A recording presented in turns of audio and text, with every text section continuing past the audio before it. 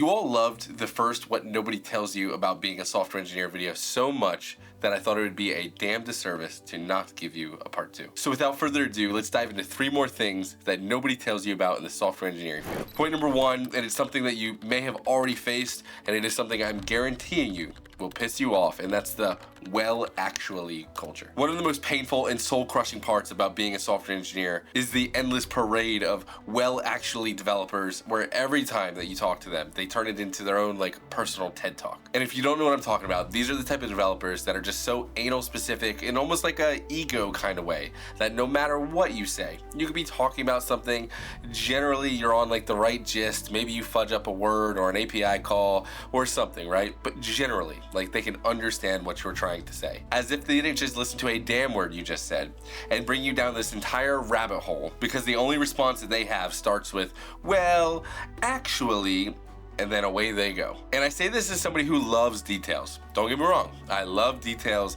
I love precision, I love the correctness of things.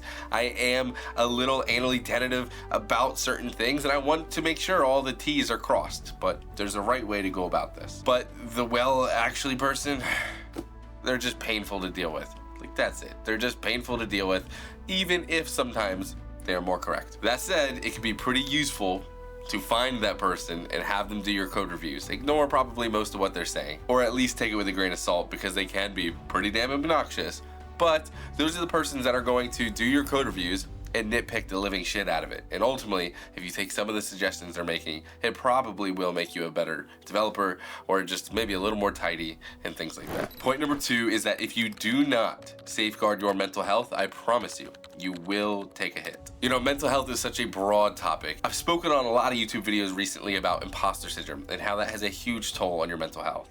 Well, I figured it'd be about time I give you a little change up. So in this video, we're gonna talk about something different, and that's context switching. Let me paint a picture about your day, and for some of y'all, this might be a normal day at this point. You see, you roll in at 8 in the morning, or for some of you, 10:30, and you drop your laptop or your book bag, whatever. You drop it off at your desk, and you go get a cup of coffee, duh. And you care about your productivity, so the last 15 minutes of yesterday, you decided exactly your battle rhythm, what the hell you're working on here this morning, and you already know, it's some bug, it's a major defect, at least major to you, and you need to get it done. You thought about it all last night, you have a good game plan, all of that, you're ready to go. So you get back to your desk, you set up the bug scenario, you're like, cool, I hit my breakpoint, let's dive in.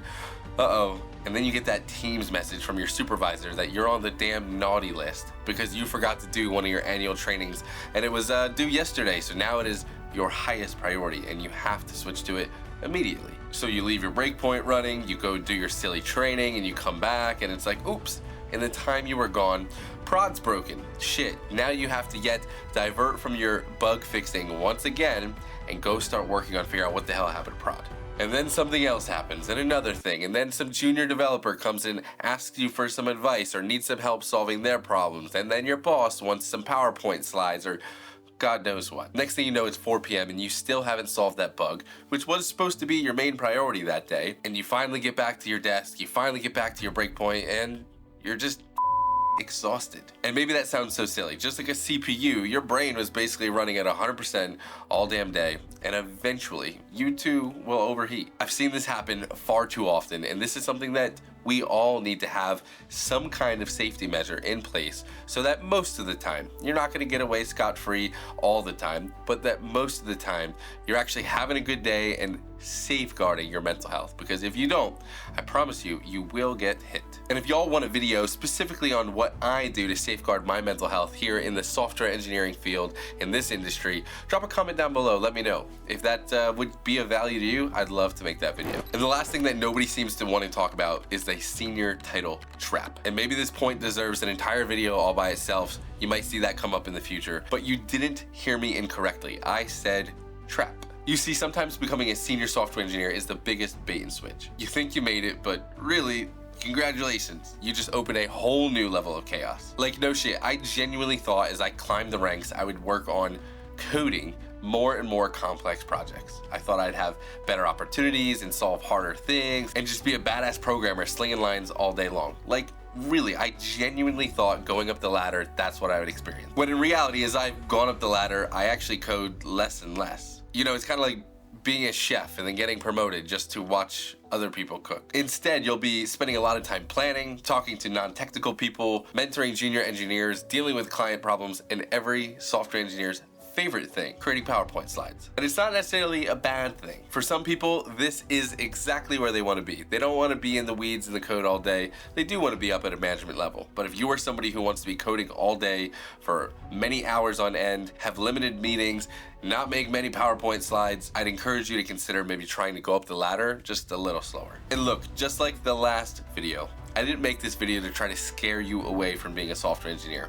After all of the annoyances, all of the problems, all of the uglies out there, I genuinely believe this is the best career that most people can get out there. And if you can learn to play the game while staying true to yourself, I guarantee you're gonna have one hell of a time, and it's gonna be such an amazing, fulfilling career. After all, it's really easy to overlook and sometimes forget that we build products and tools and widgets that tens, hundreds, or even millions of people get to touch and use and praise and love on and hate on every single day. And that's pretty awesome. And we actually get to solve problems that matter.